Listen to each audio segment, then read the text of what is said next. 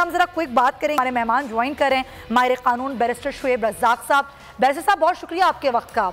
ये सारा केस आपके सामने है, सो मोटो कल भी समाअत हुई, उससे एक रोज़ पहले भी, फिर आज भी। पहले एक GIT थी 2 रुकनी जिसने कीनिया का विजिट भी किया था, अब ये एक नई GIT है जिसको 2 हफ्तों का टाइम दिया गया है। अच्छा, पहले भी कुछ मालूमात ली गई थी, अब मजीद आपको क्या लगता है किस तरह काम कर पाएगी और कितना मुश्किल होगा या फिर कितना आसान होगा इस GIT के लिए काम करना? देखिए, पहली जो इन्वेस्टिगेशन टीम गई थी केनिया, मेरी उनसे मुलाकात जाने से पहले भी हुई और जाने के जब वो वापस आए तब भी मुलाकात हुई। तो उनकी रिपोर्ट जो थी वो उसके अंदर बहुत सारी कॉन्ट्रडिक्शंस थी। उन्होंने हमें बहुत सारे सवालात के जवाबात देने थे और एक्चुअली उन्होंने सवालात और उठा दिए। तो बेसिकली तो इन्वेस्टिगेशन का मतलब ये होता है कि जो कौम के सवालात, जो फैमिली के सवालात हैं, उनके जवाब दिए जाए। एग्जैक्टली कि ये साजिश कहाँ हुई, उसको किसने कत्ल किया, कौन से मोहरिकात थे जिनको मद्देनजर रखते हुए ही had to leave the country. तो जो पहली इन्वेस्टिगेशन टीम थी उन्होंने सवालों के जवाब नहीं दिए, उन्होंने मजीद सवालात दे। तो हमारी अदालत से भी सदा यही थी और मीडिया में भी ये बात आ रही थी और दूसरा अदालत को भी ये बात बावर हो गई कि जनाब ये जो इन्वेस्टिगेशन टीम है that is not fully equipped to investigate the matter. लेकिन सुमैया अब हमारी भी उम्र हो गई है, मतलब ये अब इसका नाम है स्पेशल जॉइंट इन्वेस्टिगेशन टीम जी। दूसरा इसमें ये भी हो रहा है, सुप्रीम कोर्ट बार बार ये भी कह रही है कि जी हम तो इन्वेस्टिगेशन तो नहीं कर सकते।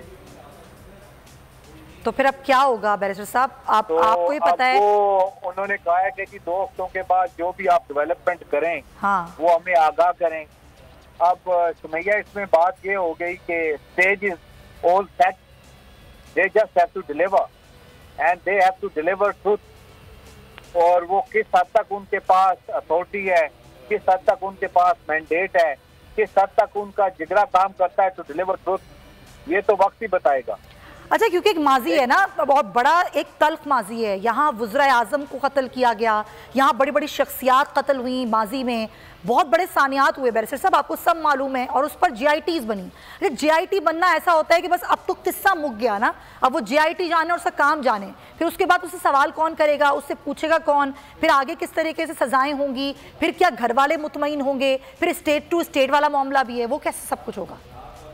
ये बात करूँ ना Sumaiya, this is a similar story, लेकिन वजह ये हो रही है कि इसका इम्पैक्ट कितना ज्यादा है। इसका इम्पैक्ट कितना ज्यादा है, इफ वी फेल इसका इम्पैक्ट बहुत बड़ा होगा। देखिए, बहुत सारे लोगों पे, बहुत सारे इंस्टीट्यूशंस पे उंगलियां उठाई जा रही हैं, तो ये हमें हर कीमत पे सच तक पहुंचना है। और क्योंकि ये बात ये नहीं है, पहले भी बहुत सारी हुई है लेकिन हमारे इदारों पे इल्जाम नहीं आए, अभी इनडायरेक्टली बातें हो रही। ठीक है जी। दूसरा, पहली जो इन्वेस्टिगेशन टीम है वो कह रही है कि ये प्री प्लान मर्डर है। तो कीनिया में 2 पुलिस वाले बैठे हुए हैं, वो प्री प्लान मर्डर किस तरह कर सकते हैं अरशद शरीफ का, जिनको उसका नाम ही नहीं पता।